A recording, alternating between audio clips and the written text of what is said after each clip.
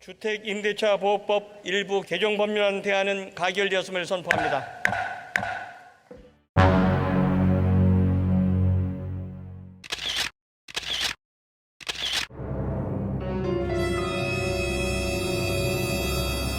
임차인의 계약갱신 청구권은 2020년 7월 말에 주택임대차보호법이 개정되면서 시행되고 있습니다. 즉 임차인이 임대차 기간이 끝나기 6개월 전부터 1개월 또는 2개월 전까지 갱신을 청구하는 경우 임대인은 정당한 사유 없이는 거절할 수 없습니다. 만약 임대인이 이를 무시하고 다른 세입자에게 임대하는 경우에는 주택임대차보호법에 의한 손해배상을 해야 합니다. 세입자라면 누구나 기존 거주 기간과는 상관없이 계약갱신 요구를 통해 1회에 한해 2년을 추가로 거주할 수 있습니다. 이는 기존의 묵시적 갱신과는 별개로서 묵시적 갱신이든 종전계약의 갱신이든 그 형식에 상관없이 종전계약이 종료되기 전이라면 무조건 추가로 2년을 거주할 수 있습니다. 임차인이 갱신을 청구할 수 있는 기간은 계약이 종료되기 전 6개월 전부터 1개월 전까지는 아무 때나 가능합니다. 또한 2020년 12월 10일 이후에 최초 계약하는 임대차 계약이나 종전 계약이 갱신되어 종속 중에 있는 임대차 계약일 경우에는 6개월 전부터 2개월 전까지 갱신 요구가 가능합니다. 현실적으로 한 달 만에 집을 새롭게 구한다는 것은 어렵기 때문입니다. 계약갱신 요구는 구두, 문자, 이메일 또는 우편으로 내용 증명을 보내는 등 다양한 방법을 이용할 수 있습니다. 중요한 것은 갱신 요구 기간 안에 임대인에게 도달해야 한다는 점입니다. 나중에 불필요한 분쟁을 피하기 위해서 임대인에게 도달했다는 증거를 보관하는 것이 좋겠습니다. 예를 들어 핸드폰 문자를 보냈는데 임대인이 보지 못했다고 하면 분쟁의 소지가 있으므로 도달했다는 것을 증거 자료로 남기는 것이 중요합니다.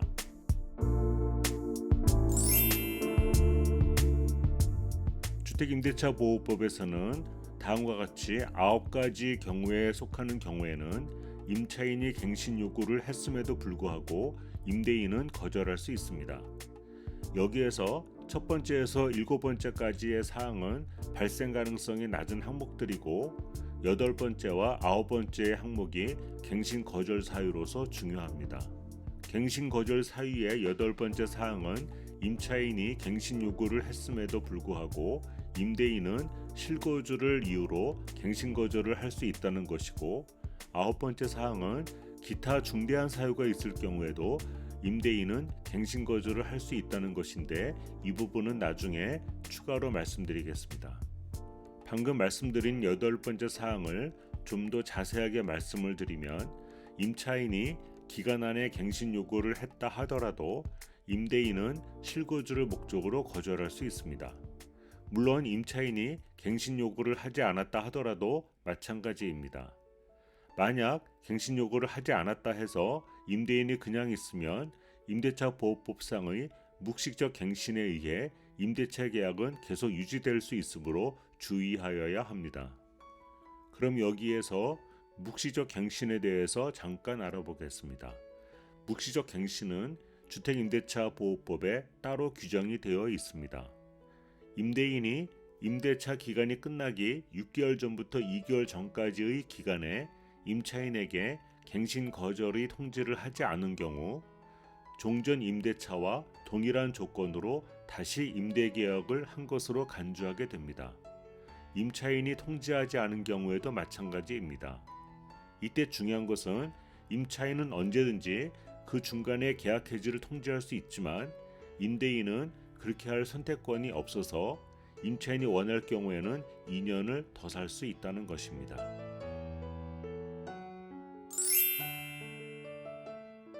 자, 이번에는 손해배상에 대해서 알아보겠습니다.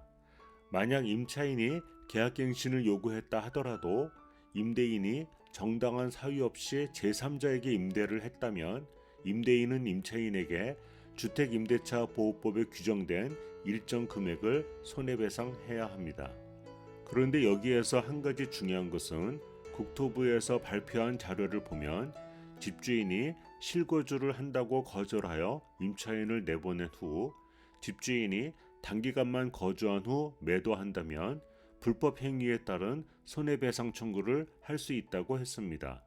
그런데 이 손해배상은 주택임대차보호법상의 손해배상이 아니라 민법상의 불법 행위에 따른 손해배상에 해당된다는 것입니다. 국토부 해설집에는 좀 더 구체적으로 설명되어 있습니다. 집을 수선한다든지 거주 예정이었던 소유자 또는 그 직계 존비속이 사망하거나 해외 파견 등과 같은 경우를 예로 들면서 임대인에게 부득이한 사정이 생긴 경우에는 손해배상 대상이 아니라고 설명하고 있습니다. 그러나 실무적으로는 부득이하게 다른 상황이 얼마든지 일어날 수 있습니다. 앞으로 이에 대한 분쟁이 많이 일어날 것 같습니다. 지금까지의 내용을 정리하면 다음과 같이 두 가지로 구분됩니다.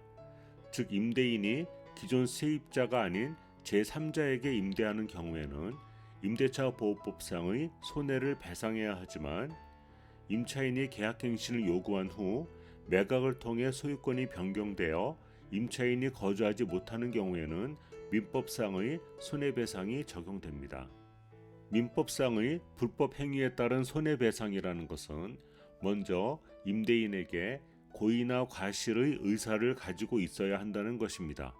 즉 임차인에게 피해가 갈 수 있다는 것을 임대인이 사전에 인지하고 있어야 한다는 뜻입니다. 그런데 이에 대한 입증 책임은 임차인에게 있으며 민사소송이므로 일반적으로는 변호사를 선임하여 소송을 진행하게 됩니다. 실질적으로는 임차인에게 상당히 부담이 되는 절차가 될 것이며 그 시간과 노력 그리고 비용 부담 또한 만만치 않습니다.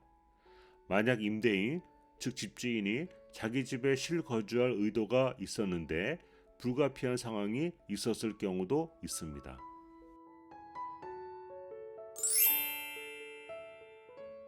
국토부 해설집에 보면 임대인과 임차인이 사전에 계약갱신 요구권을 행사하지 않기로 약정한 것은 임차인에게 불리한 약정이므로 효력이 없습니다. 즉 임차인은 다시 계약갱신 요구를 할 수 있습니다. 또한 임차인이 계약 만료 기간에 맞추어 나가기로 했으나 이를 번복하고 계약갱신 요구권을 행사할 수 있는지에 관한 것입니다. 즉 갱신 요구를 할 수 있습니다. 임대인은 다음과 같은 상황이 발생할 수 있으므로 극히 조심해야 합니다. 예를 들어 계약 기간이 종료되면 임차인이 나가겠다고 임대인과 임차인이 합의를 하고 임대인은 이를 믿고 제3자와 새로운 임대차 계약을 한 후 기존 임차인이 합의를 번복하고 다시 계약갱신을 요구하면 임대인은 제3자와의 계약을 파기해야 하는 손해를 볼 수 있습니다. 따라서 이런 피해를 막기 위해서는 임대인은 임차인과의 퇴거 합의 내용을 명확하게 문서화해서 증거 자료로 남기거나 또는 계약갱신 요구가 가능한 기간 이후에 새로운 임대차 계약을 해야 합니다. 이번에는 임대차 분쟁 조정위원회에 직접 질의한 내용입니다. 임대인과 임차인 간에 계약갱신을 합의한 후에 임차인은 이를 번복할 수 있지만 임대인은 번복할 수 없습니다. 종전과 마찬가지로 임대차 보호법은 임차인을 위한 것이기 때문에 임차인은 번복 가능하지만 임대인에게는 그럴 권리가 없습니다. 그럼 현재와 같은 임차인과 임대인의 대립구도에서는 임차인은 가급적 빨리 계약갱신 청구를 하는 것이 유리하고 임대인 입장에서는 실입주 여부 결정을 가급적 늦게 하는 것이 유리할 것이라는 논리가 되겠습니다. 자, 그럼 여기에서 정말 많은 분들이 궁금해하는 임차인이 거주하고 있는 주택을 팔 수 있나라는 것과 매수인이 그 집에 입주할 수 있는지에 관한 것입니다. 답은 일단 가능은 하지만 기존 임차인의 계약갱신 청구 시점과 밀접한 관련이 있기 때문에 복잡한 경우의 수가 있습니다. 임차인이 계약갱신 요구를 할 수 있는 시점이 되자 일찌감치 집주인에게 계약갱신을 요구했을 경우에는 그 이후에는 소유권이 변경된다 하더라도 임차인은 계속 거주할 수 있습니다.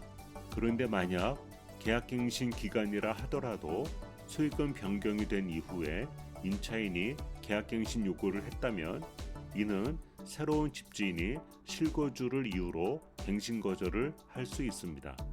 임차인의 계약갱신 요구가 가능한 6개월 전에 이미 소유권이 변경된 경우에는 만약 새로운 집주인이 실거주를 이유로 갱신 거절을 한다면 기존 임차인은 계약 기간이 종료되면 나가야 합니다. 그런데 만약 임차인이 퇴거를 하기로 합의한 후 이를 믿고 집주인이 새로운 제3자와 매매 계약을 체결한 후에 임차인이 다시 계약갱신을 요구하면 이는 집주인에게 큰 손해를 끼칠 수 있으므로 임차인은 계약 기간이 종료되면 나가야 합니다. 이는 국토부 설명 자료에도 나와 있습니다. 만약 임차인과 전주인이 퇴거하기로 합의한 후 임차인이 설령 합의를 파기하여 다시 계약갱신을 요구하더라도 실거주를 원하는 새로운 매수인은 계약갱신을 거절할 수 있다고 해석하고 있습니다. 따라서 차후에 분쟁을 대비하여 임차인과의 퇴거 합의서 등이 중요한 증거 자료가 될 수 있습니다. 그런데 소유권 변경에 따른 분쟁을 최소화하기 위해서 공인중개사법 시행규칙이 개정되어 2021년 2월 13일부터는 공인중개사가 계약갱신 요구권 행사 여부를 파악하여 중개대상물 확인 설명란에 명시하도록 되어 있습니다. 그리고 해당 확인 서류를 집주인이 제출하도록 되어 있습니다. 그런데 이 시행규칙을 자세히 보면 행사 여부의 확인 또는 미확인만 기입하도록 되어 있기 때문에 이것으로는 분쟁이 없어지도록 충분하지는 않습니다. 즉, 계약갱신 요구권을 행사했는지는 물론이고 퇴거 합의가 되어 있는 경우에 혹시 번복 가능성은 없는지, 없다면 그 근거는 무엇인지, 기타 실무적으로 다양한 분쟁의 소지는 여전히 남아있다고 하겠습니다. 좀 더 복잡한 상황입니다. 임차인이 먼저 기존 집주인 A에게 갱신 요구를 했으나 집주인 A는 실거주를 이유로 갱신 거절을 했고 임차인은 퇴거를 했습니다. 그런데 몇 달 후에 A는 그 주택을 B에게 매도하였습니다. 나중에 퇴거한 임차인은 새로운 사람이 거주하는 것을 알게 되었고 화가 난 나머지 불법 행위에 따른 손해배상 청구 소송을 제기하게 됩니다. 앞에서 말씀드린 바와 같이 국토부 해설집에는 몇 가지 예외 사항을 두고 있습니다. 즉 집주인에게 부득이한 상황이 생겼을 경우입니다. 그러나 이 불가피하고 부득이한 경우를 특정짓기 어렵다는 것입니다. 한 가지 예를 들어 보아도 일시적으로 공실로 둘 수밖에 없다는 것이 어느 정도의 시간을 얘기하는 것인지 특정되기 어렵습니다.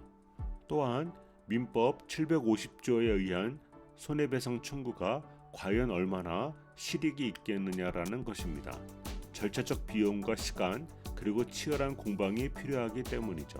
두 번째는 집주인의 부득이한 사정의 특정이 어렵다는 것이고 세 번째는 손해의 산정과 입증의 책임 문제가 있습니다. 임차인과 임대인의 입장에서 각각의 대처 전략이 다를 수밖에 없습니다. 임차인은 계약갱신 청구가 가능한 기간이 되는 시점인 6개월 전이 되면 일단 계약갱신 청구를 하는 것이 유리합니다. 물론 집주인에게 자신의 의사가 도달될 수 있어야 합니다. 단 이때 중요한 것은 주택 등기부상 소유자에게 행사하여야 한다는 것입니다. 임대인의 입장에서는 계약갱신 합의에 신중해야 합니다. 번복할 수 없기 때문입니다. 또한 임차인이 선뜻 퇴거를 한다고 해도 반드시 퇴거 합의서를 작성해 놓는 것이 바람직하고 이를 믿고 제3자에게 임대를 주거나 매도하는 경우도 있을 수 있으므로 번복에 대한 책임이 있을 수 있다는 내용을 덧붙이는 것이 좋을 것 같습니다. 또한 임차인의 계약갱신 요구에 의한 재계약 시에는 반드시 임차인의 계약갱신 요구권에 의한 계약갱신임을 축약으로 명시하는 것이 좋습니다. 오늘 다소 복잡하고 무거운 주제를 다뤘습니다. 핵심을 정리하겠습니다. 임차인에게는 계약갱신 요구 시점이 중요합니다. 또한 앞으로 임대차 갱신에 따른 분쟁이 상당히 많이 발생할 것으로 예상됩니다. 정부 부처의 정확한 가이드가 필요하며 이에 관한 사법부의 판례가 중요한 역할을 할 것입니다.